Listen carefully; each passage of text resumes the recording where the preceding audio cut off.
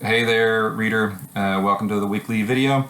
This is my second attempt at this week's video. As I said in that email that I sent out this morning, I had some problem with how I saved and tried to upload the video last night. I'm still not exactly sure what I did wrong. I spent time trying to figure that out, but I gave up and now I'm just making the video again.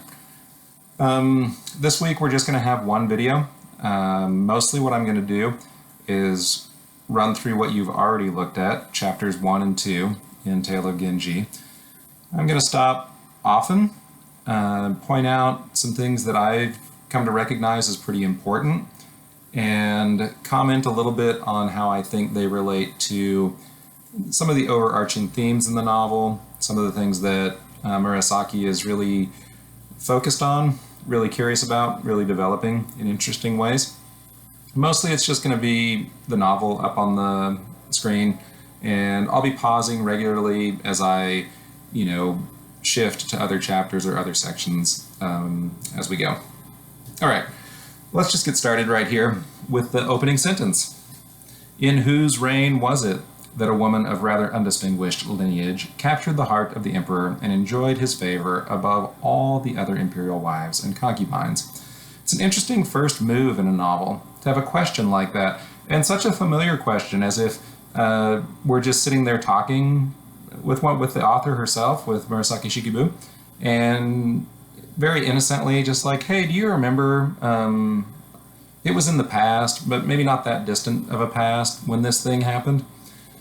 I think this is a good move that she makes right away, because she's going to use this novel to constantly interrogate and sometimes critique, but also celebrate the culture that she's living in.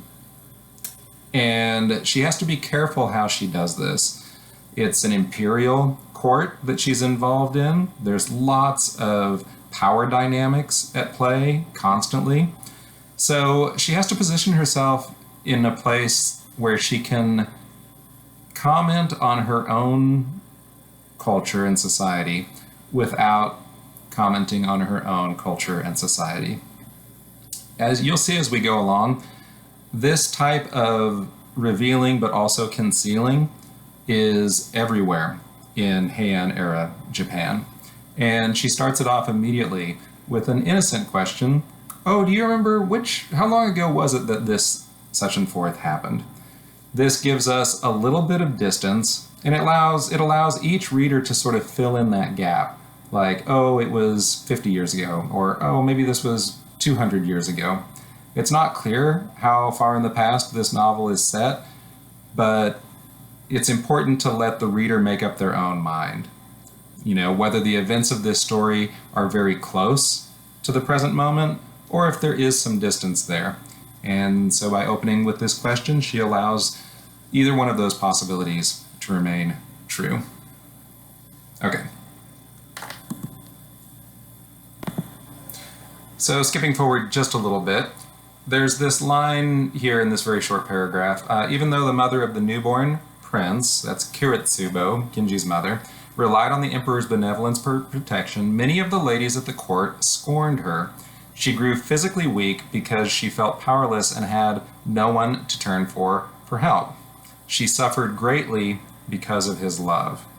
As you remember, many of the higher-ranking ladies of the court looked down on Kiritsubo, and they knew that on a personal level, she was the emperor's favorite, but they felt like she wasn't worthy of that, and they made her life pretty miserable because of it.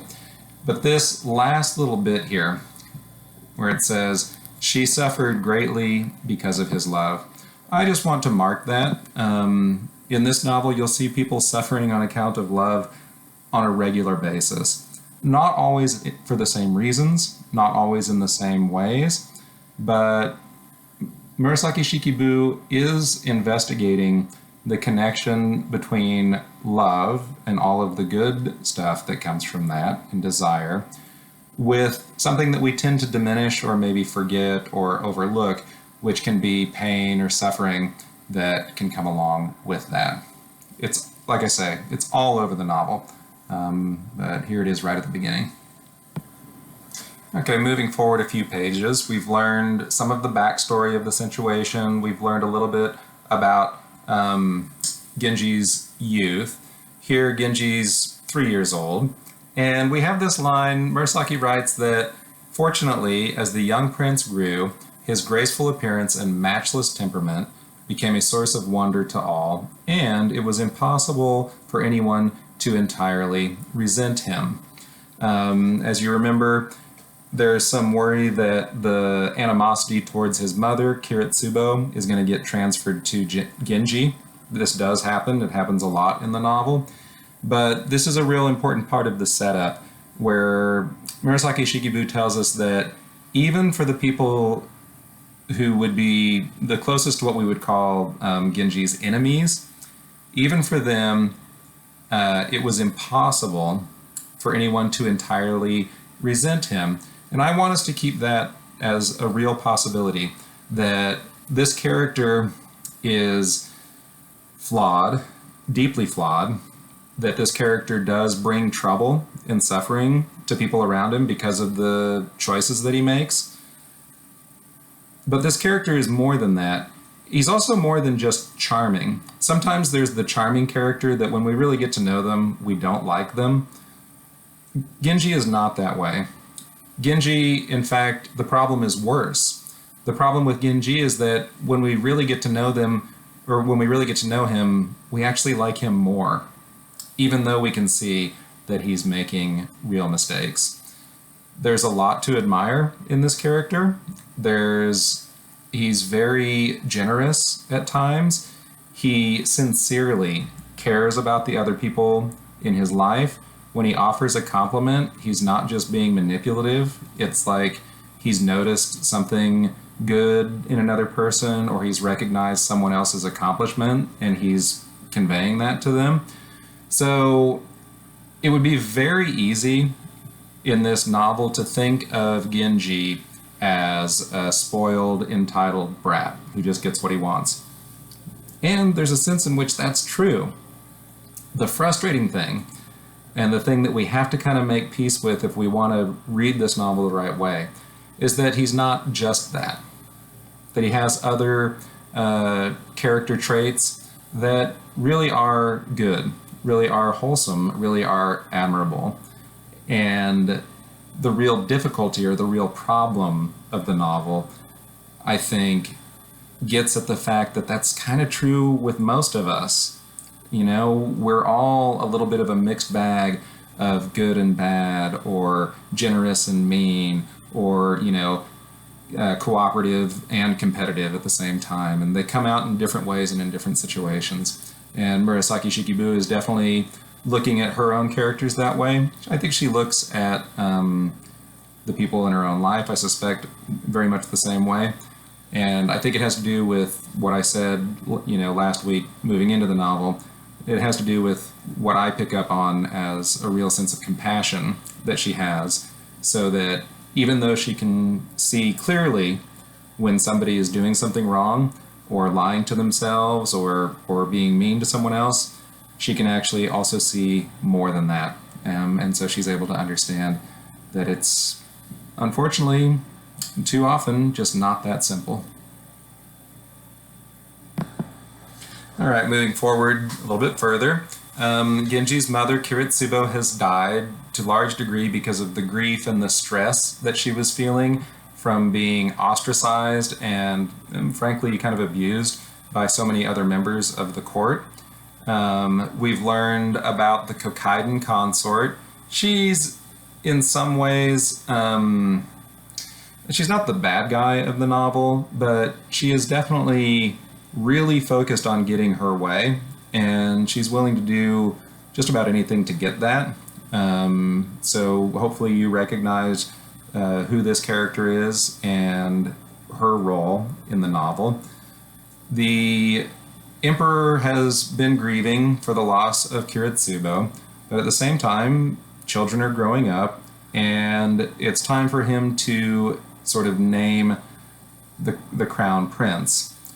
The Kokkaiden consort believes, sort of rightly, that her son is the next in line and that he should be named the crown prince. Everybody else knows, including the Kōkaiden consort, that Genji is the emperor's favorite. In part because Genji reminds him of Kiritsubo, who was like the true love of the emperor's life, but also just because Genji is so delightful to be around. And this is a great line here. So in the end, he, the emperor, went against his personal wishes and confirmed the crown prince as his heir apparent, all the while keeping his true feelings concealed. This is something else that comes up again and again in this novel. The friction or the opposition between public life or public duties and private life, private feelings. We could also think of this as like outer and inner lives. It's set up right here very clearly in the first chapter, but it comes to play out again in lots of different ways over the course of this novel. So what we see here is a person who's, not only does the emperor have sort of power in this culture, but he also has the most responsibility. And you probably picked up on this, but Genji's father is a good emperor. He's not an abusive emperor. He's not decadent. He's not, just using his power. He really is trying to be the good leader, the good head of this culture that he's in. And this is a very real struggle for him. He loves Genji. He probably in some ways believes that Genji would be the best potential new emperor, but he knows that if he does that, it's going to cause a lot of trouble in the court. He makes the right decision as far as duty is concerned, and he names the crown prince as his heir. This keeps the status quo. This keeps the most people happy. This allows the court to retain stability as opposed to dysfunction and infighting and everything that could come from him following his own inner feelings or his own inner wishes. Again, I just want to say that friction between public and private life, or what I have to do versus what I want to do, is something that Murasaki Shikibu is really sensitive to, and she looks at from a bunch of different angles. Just a very brief mention here. Hopefully you did notice along the way the several mentions of things like the study of Chinese classics. You should have been tuned into this from reading the Martin Puchner article about Murasaki Shikibu and the Tale of Genji, which is that Murasaki Shikibu herself is familiar with the Chinese classics, but she's not really able to reveal that completely because it was considered unwomanly, or if she did reveal it in the wrong way, it would look like she was bragging or showing off or maybe putting other people down. So again, throughout the whole novel, she's always walking this tightrope between displaying her own knowledge, her own intelligence, her own familiarity with literature and history versus, not showing off. We'll look at a few more examples of that as we go. Okay, Genji's growing up at this point. He's somewhere between, say, 6 and 10 years old. And we're learning about the way that he's able to move around in the court. And here we have this sentence: the Kōkaiden consort had given the emperor 2 princesses as well, but neither of them could compare in beauty to his boy, to Genji. The other consorts and ladies of the court felt no inhibitions around Genji. Indeed, they allowed him to catch glimpses of their faces, and his own appearance was so elegant that they would experience an embarrassed excitement whenever they saw him. All the courtiers considered him exceptionally splendid, a playmate to be treated with special deference. This is structurally, another example of why Murasaki Shikibu is a master at this. She plants this seed very early on, and it's very natural, it makes sense, that this little boy growing up was just such a delight that he had a kind of special access to the world around him, right? It says the other consorts and ladies did not feel inhibited about him, and they said that he was often treated with special deference. What I think we want to keep in mind is that from his earliest age, two things. He loses his mother, but he's such a lovely kid that all the other ladies in the court kind of take over his care. They want him to be taken care of. They don't want him to be lonely. They don't want him to be sad. So he gets special treatment from the ladies of the court from the time he's a baby. Two, because he really is pleasant to be around. He never experiences being turned away. You know, if he goes to a place, people just welcome him and let him in. He's far too young to put all of this together in his own mind. For him, he probably thinks, oh, this is just how the world works. If you go to see someone, you just knock on the door and they let you in and you have a nice time. So he does come to see this in himself eventually, but I want us to notice that as a developing child, he's given special access and special mobility through the culture that almost everyone else doesn't have. This is a very smart thing that Murasaki Shikibu sets up. Related to this idea of special access, here's a line. Again, Genji's getting close to 12 years old at this point. We have this sentence about the emperor. For that reason, he, the emperor, determined that the boy's prospects might be better if he were made to serve as a loyal subject of the imperial court. And so he had his son, Genji, tutored accordingly in the arts in various fields of learning.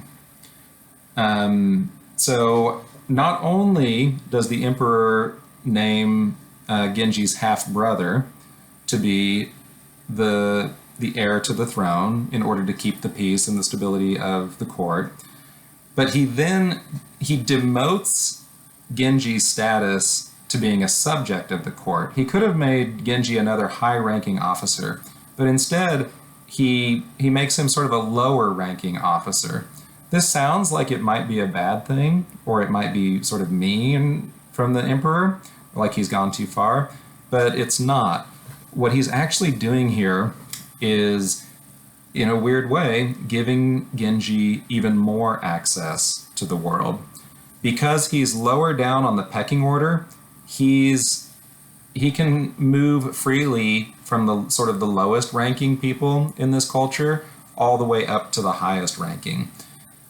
Again, this gives Genji a feeling of freedom and mobility that really nobody else in the court has. If you're a very high-ranking member of the court, you don't let yourself spend time or hang out with lower-ranking officials. They're like beneath you, and you have to assert your superiority by kind of ignoring them or avoiding them. So by taking away Genji's sort of superiority in the power structure, he gives Genji freedom of movement, which that ends up being, again, very characteristic about how he feels, he can move about in the world, or what he can do and can't do. So, yeah, he demotes him to a lower status, but in doing so, he kind of sets him free. It's a very important thing. Okay, at this point, Genji is starting to be considered an adult by the court that he inhabits. We have to keep in mind that by our standards, he's considered quite young. I think at this point, he's maybe 11 or 12 years old. But in the Heian era imperial court, at that point, you start taking on sort of full responsibilities as an adult. And there's a line here that I think is telling both for the characters in the story, but also telling of Murasaki Shikibu. Because the young Genji was always at his father's side, he was constantly in the presence of women who attended his majesty most frequently. These women grew familiar with the boy and gradually came to feel that they did not have to be reserved around him. Of course, none of the consorts considered herself inferior to the others, but even though each one was very attractive in her own way, there was no denying that they all passed or were on the verge of passing the peak of their charms. all but Fujitsubo, that is. And you'll remember Fujitsubo is Genji's stepmother. She's the woman that the emperor remarries after Kiritsubo dies. And it's pretty awkward because the whole reason he proposes to her and takes her as a wife is because she reminds him so much of Kiritsubo. The whole court is actually shocked by how similar she is to Genji's actual mother. But the thing that's easy to miss here that I think we want to dwell on is just this little bit of, even though each one was very attractive in her own individual way, this is something that Genji really sees about other people, and it's both a blessing and a curse. Genji has the ability to just look at each person as an individual, and especially, as we'll find out when it comes to women, he's able to see what's beautiful or good or attractive about each one of them. And he can do it without really feeling like he has to compare them to one another. There's something really nice about that, something really good about that, but it can also lead, for Genji, to a kind of compartmentalization. And it's kind of funny and, again, smart the way Murasaki Shikibu puts that to work in the novel. So yeah, one of Genji's strengths is that he can look at people as individuals and see the good and the beauty and the intelligence in them just in and of themselves. But that ends up being a problem for Genji because he maybe sometimes fails to see how they're all in relationship to one another. Okay, things are ramping up a little bit at this point. Genji is old enough that other members of the court are starting to try and position their own daughters to be his bride. They're doing this mostly because they want to secure their own family's place again in the hierarchy of the court. So here we are talking about the Minister of the Left, and his goal is that if he can get the emperor to sponsor a marriage between his daughter and Genji, that's going to be very good for him. It's going to be good for his other allies in the court. I think actually all marriages in Imperial Japan and Heian era Japan would have been political in some sense. Obviously, we know this. It wasn't just about two people sort of liking each other and falling in love. It had a lot to do with what would be the best match in terms of everybody's sort of position in the structure of this society. And wow, Murasaki Shikibu just finds so many different ways to leverage that. And here's one that happens early on, which is setting Genji up with his, soon-to-be bride. So the Minister of the Left, who was seated next to him, Genji, casually dropped a few hints about his daughter, but Genji, who was still at an age when he felt diffident and embarrassed about such matters, did not respond. You're going to learn very shortly after this that, actually, give me a second, I'm going to go find it. Okay, here we go. So the first thing we get in the setup is that Genji is technically old enough to start entering into conversations about marriage, but on the inside, he's 12 years old, and frankly, he's confused about, like any 12-year-old, probably confused about puberty, women, marriage. All of this is seeming overwhelming to him. He's really not ready for it. And the woman that he gets matched with is 4 years older than him. She's 16. And you probably picked up on this, but we need to make sure that we see what Murasaki Shikibu is doing with this first marriage that she puts Genji into. So there's this line right here. So in contrast, his daughter, the Minister of the Left's daughter, who at 16 was 4 years older than her new husband, she was put off by Genji's youthfulness and considered the match inappropriate. That doesn't bode well that the first response to this proposed marriage from Genji was embarrassment or worry. He's like, I'm not so sure. And the first response from her was like, he's just a boy. She thinks that this is inappropriate. So they don't go into this one wholeheartedly. They don't even really go into it with any sense of excitement or possibility. They're both reluctant. Even though it's a good match for everyone else, it's maybe not a good match for the two of them. All right, and the last thing that we'll look at in chapter 1 is the note that we end on, which is that Genji stayed at the palace. He took up residence in the Kuretsubo, the place where his mother had resided. The women who had once served his mother had not been dismissed and scattered, and so they were now assigned to wait on him. Orders were sent down to the office of the palace repairs and the Bureau of Skilled Artisans to rebuild and expand the former residence of Genji's mother, a villa on Nijo Avenue. The project was to be carried out so splendidly that there would be no other villa like it.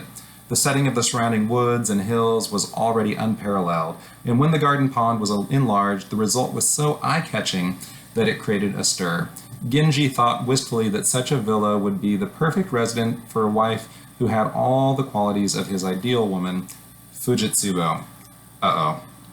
So we can already see what's going on here and how it's definitely going to bring some trouble to everybody, to say the least. But I want to point out this quick focus on the villa, because I want us to have a picture in our mind of how the estates and how the homes in Imperial Japan were built and how they functioned. Let's take a look at these drawings here. This is a reference, the Heian Estate Garden, a general reference from North American Japanese Garden Association. Here's a sketch of a sort of generalized view of a Heian imperial home. This plot of land was pretty big. It would be the minimum it would be like 2 football fields, sort of side by side. So quite large.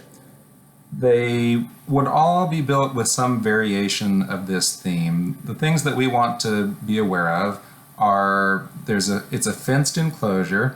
The fences are built in a way so that you can see part of the dwellings, but you can't see all of it. So again, this notion of concealing and revealing. There will be gates. Sometimes there's a gate that's opens to the public street, and then another gate that opens to like a less private alley.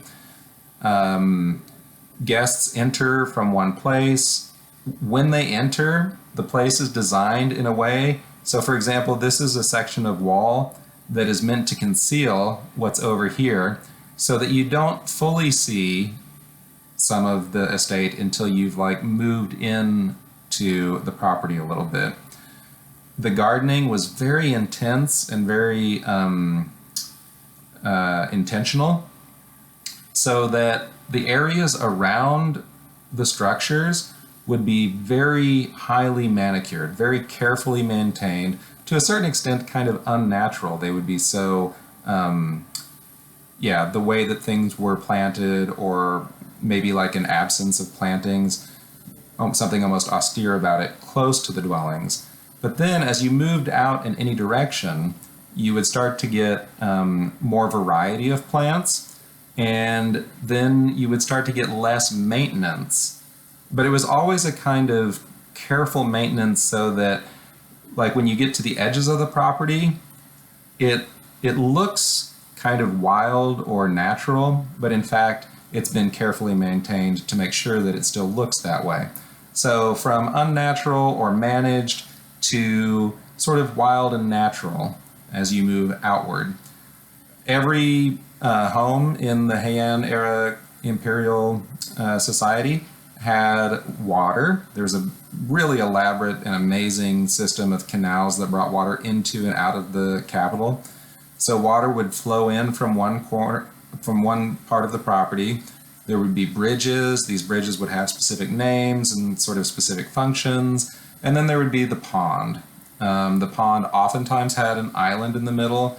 They were large enough that you could do some boating around in them. And again, they would mark this real transition from heavily manicured to a more wild setting. And all of these boardwalks and little pavilions would be designed and built in such a way that they would offer like special views. If you were standing here, there would be a window positioned so that you would see this tree and this bridge and this platform and like some rocks over here in just the right way, so that in springtime when the tree bloomed, it would be, you know, breathtakingly beautiful. Every aspect of the home was considered and intentional, and it's another example of the high level of aesthetic appreciation of beauty that was constantly cultivated in the Japanese, in the Heian era court.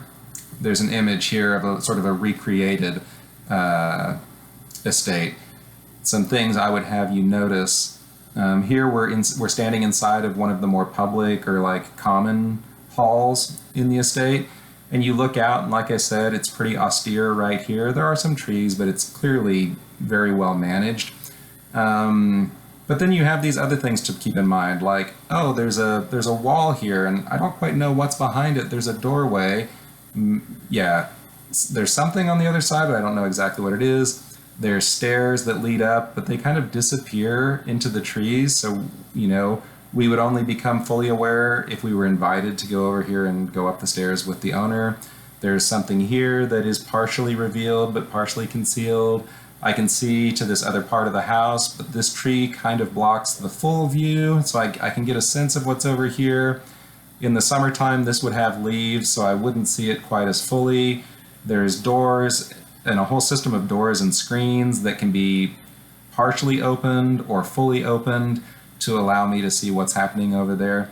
Yeah, this pattern of revealing and concealing is just repeated over and over and over again in so many different elements of the imperial court. Okay, carrying on. Chapter 2, Broom Cypress, also what I referred to and others have referred to as the Ranking Women on a Rainy Night chapter. Now, surely, as you read this, you picked up on some of the humor, but also just some of the like really offensive things that were being said.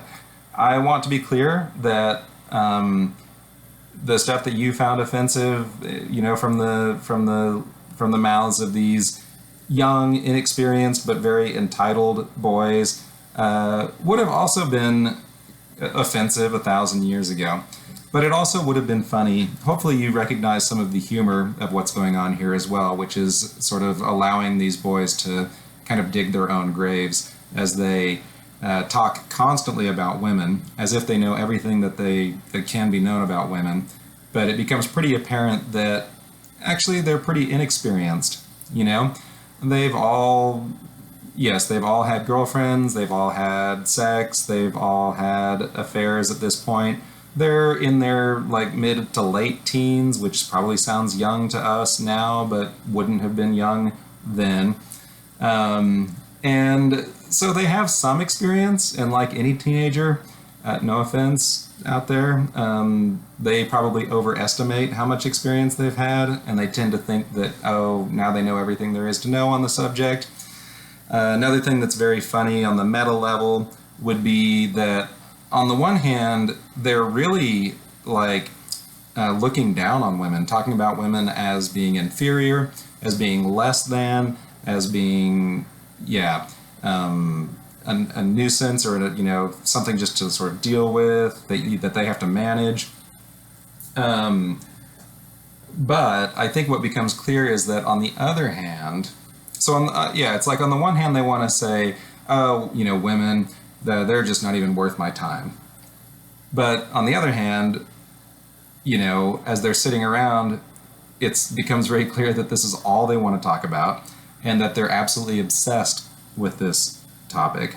So as cool as they think they are, from the ironic detachment of the author or as the reader, we can see that they're probably not quite as cool as they think they are.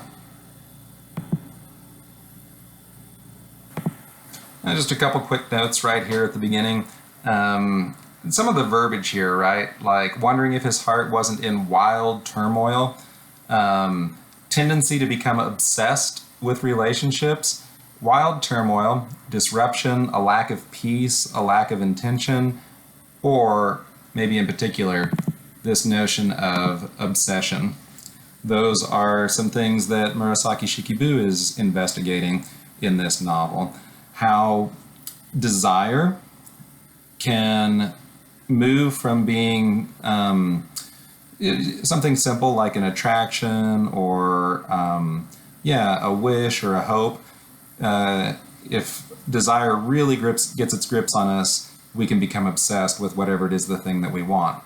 In this case, we're mostly talking about other people, like, relationships that we're going to be in. But Murasaki Shikibu is going to look at how desire for power, desire for a particular object, desire for a particular residence in the court, whatever, can become so consuming for a person that they become obsessed, and they'll start doing things that they know are not right because they just have to have the thing that they want. Yeah. We need to be a little bit aware of Buddhist philosophy and Buddhist religion for us to understand this. I think a lot of you probably are already, but let's just consider the first couple of noble truths from the Buddha. The first one is that existence is suffering, that suffering does have a root in our lives, and that the root of our suffering is desire. The fact that we just want stuff, and we want it so badly that sometimes we'll go against our own best interests, or we'll betray people that are important to us, or we'll break laws, or we'll break social taboos, or whatever, because we find ourselves in wild turmoil from the desire that we have, and we'll become obsessed with trying to relieve that turmoil. Maybe some of you already marked. Actually, I know a couple of you marked this spot in the text. Beyond these types, you sometimes unexpectedly come across an adorable, defenseless girl whose existence is unknown to court society. She lives in a lonely, sublimely dilapidated residence, shut away from the world behind a gate overgrown with weeds. And so, of course, you think of her as an exceptionally rare find. This is the warden going on and on about, the ideal type of woman. But this is really, I think, where Murasaki Shikibu plants the seeds in Genji's mind that are going to result in, if you read the Martin Puchner article, what's coming up in the next chapters you'll be reading, which is essentially an abduction of a young girl.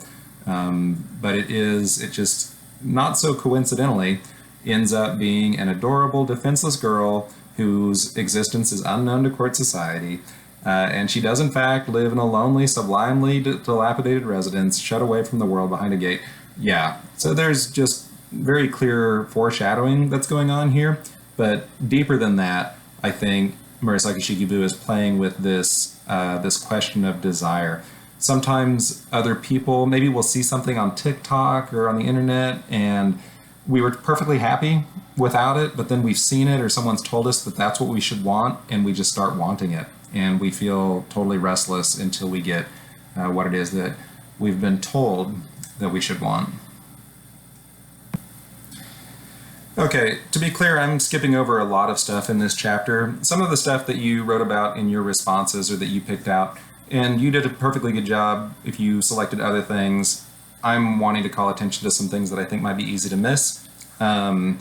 So skipping over a lot of just the obvious misogynistic things, that's mostly what we pick up on the first time we read this chapter, but there's more going on.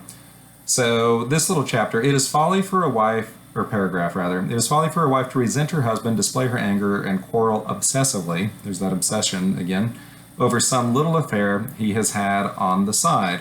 A man's affections may stray, but so long as he is capable of the kind of feelings he had for her when they were first married, then she has good reason to think that their relationship has strong emotional bonds. If she makes a big fuss over his dalliances, however, those bonds may be cut for good.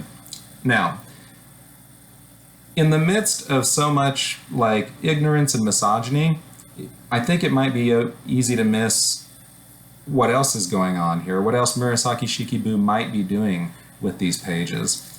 So I want you to ask yourself a question. Is this merely an arrogant young man saying further, yeah, this is how women should be? Or is it also possible that in the midst of all of that, like that's going on, yes, but there's also other things going on? So Murasaki Shikibu's primary audience was the other women in the court. She was writing for other wives, other women, many of whom, actually, as you'll come to find out, all of whom had husbands who were having affairs, and most of whom were having affairs themselves. Yeah, that was just built into this society. It was like a fact of life. So if you're living in a world where it's sort of guaranteed that you're going to go through this at some point, maybe Murasaki Shikibu is also offering sincere advice in the midst of this. Like, not that it's right, not that it's happy, but maybe it's the best you can hope for. So just go with me here for a second. Imagine Murasaki Shikibu saying to another woman in the court, look, your husband's affections may stray, but so long as he is still capable of the kind of feelings he had for you when you first married, right, you can have good reason to think that the relationship has strong emotional bonds.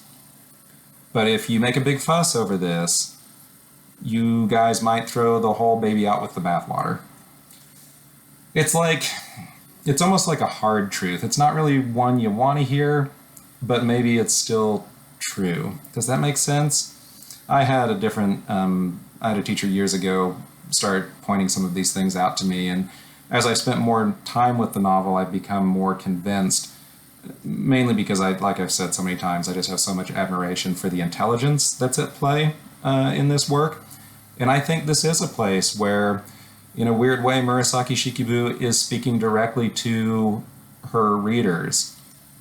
But she's given herself the out, like if someone wants to just think, oh no, this is just the warden being stupid again, they can say that and they can carry on and not think twice about it.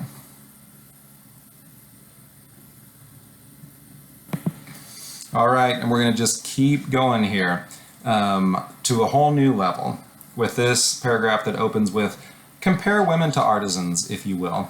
Now, this whole chapter is involved comparing women to one another, comparing women to these boys' own ideal, picture of what women should be. But there's kind of a shift here, right? Let's compare women to artisans. For example, a woodworker may indulge his imagination and create all sorts of items, toys, meant for a moment's diversion, objects not based on any model or pattern. These things look fashionable and they amaze you with cleverness of their construction, and insofar as they are new and different and in keeping with the times, they attract attention as modern and up-to-date, and so they have a certain charm. Fine. Yet, when one has something of true beauty made properly, formal furnishings, say, or some decorative object of your residence that has a conventional form, the distinction between maker of novelties and a master craftsman is plain for all to see. Sorry for the weird pause there. My daughter just came over to ask me a question and I kind of lost my train. I'm going to plow forward. I think we were somewhere around the distinction between a maker of novelties and a master craftsman is plain for all to see. Then take another example. There are many skilled painters at the palace, but when you have to pick one to do basic sketching for a work, it's hard to tell at a glance which ones are truly skilled artists. Paintings that present startling scenes of the mountains on the Isle of Horai, where the immortals dwell, or that show the stern visages of beasts from exotic lands, or the faces of demons that no man has ever seen, all of those give play to the imagination and they astonish our eyes, since they bear no resemblance to the real world. Such works are fine. This is very similar to up here where we say, such works have a certain charm. Murasaki Shikibu is like, those things are fine, given what they are, and any painter should be able to execute them. But when it comes to realistically depicting scenes in the everyday world, mountain vistas, flowing streams, the appearance of our dwellings, what matters is the attention to detail and technique a master painter brings to his representation of both serenely commonplace objects and steep, rugged landscapes. Whether creating the impression that one is far removed from society by piling up layer upon layer of thick foliage, or giving one a sense of familiarity and comfort by foregrounding a garden enclosed by a bamboo fence, all such effects require a special power and grace far beyond the skills of an ordinary artist.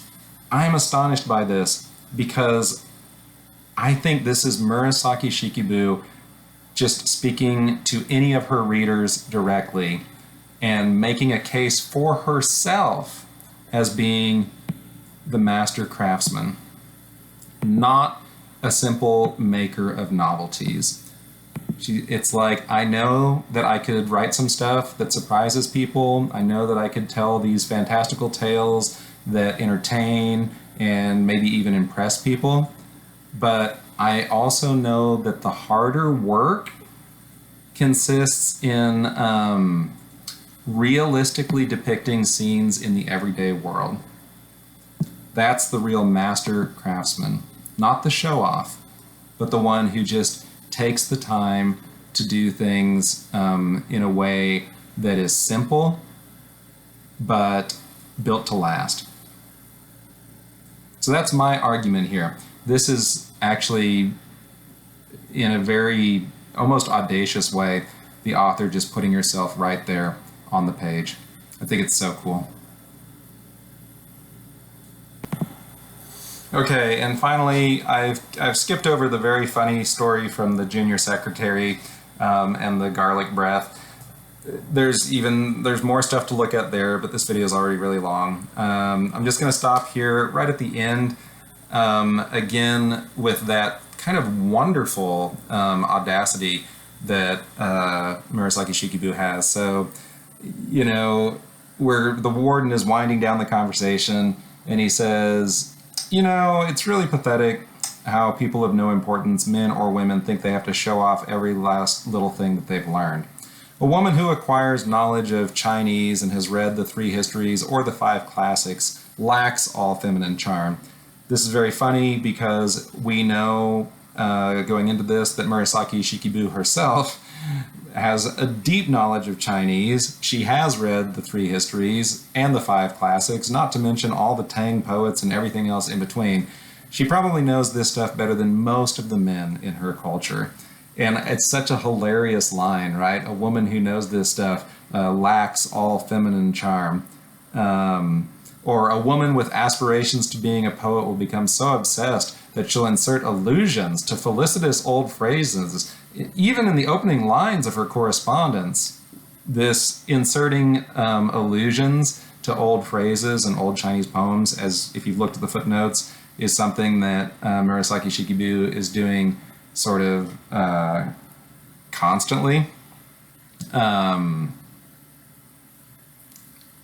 And on the last little line from the warden, in all cases, a woman should pretend to be ignorant, even if she has a little learning.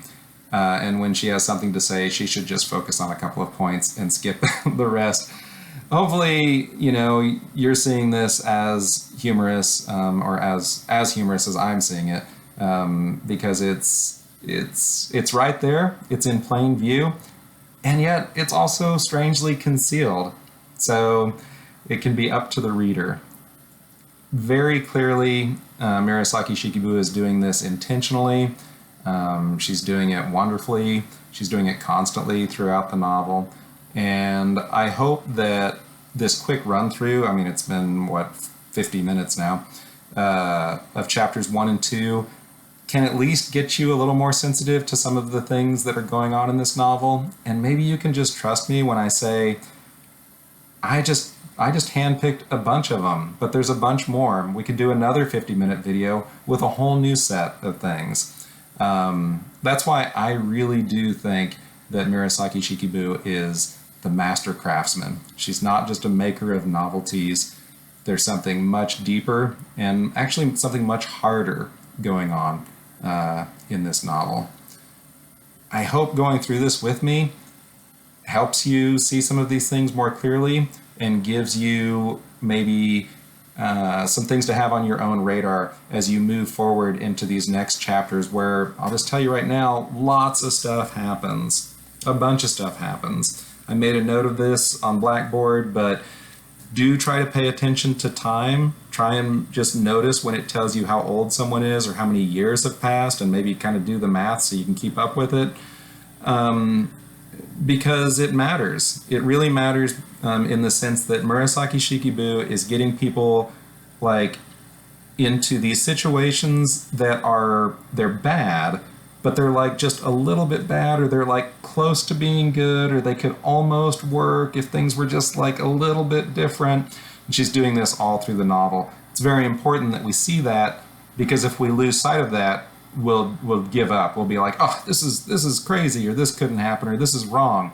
The problem is that it's wrong, but it's like it's kind of close to being right. I'll give you one other pro tip as you go into these chapters. One of the characters in the novel that I think we want to pay attention to is young Murasaki, not the author Murasaki Shikibu, but the character in the book, the little girl in the book, Murasaki. Her primary female care provider or nurse. Pay attention to her, pay attention to what she says, pay attention to how she negotiates what's going on in the novel, because I think she's the character that lets us kind of follow everything else that's happening. So it helped me a lot as a reader when I saw what sort of that character's function.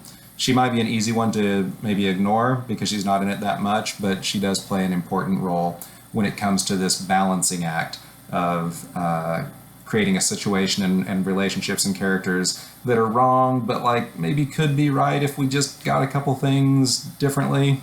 Yeah. And that's where some of the energy of this novel resides. It's also one of the opportunities that this novel gives us. If you present me with something that's just plain wrong, I don't have to think about it. There's no opportunity for me to like wonder. But if you present me with an opportunity that's wrong, but like very close to being right, I can't help but start to wonder, well, maybe it could be right, or maybe if this could happen, or maybe if that could happen, then it would actually be good for everyone. And that energy is something that Murasaki Shikibu is definitely harnessing and putting to work. All right, I hope y'all are doing well out there. I hope you enjoy reading this. As I said last time, a lot of students, this ends up being their favorite thing that we read. I'm not saying it has to be your favorite. It's totally fine if you have a different experience, and I encourage you to share that with us and tell us why. But anyway, I guess that's all I'll say this week, and I look forward, as always, to reading what you write and what you share with me. Take care, y'all.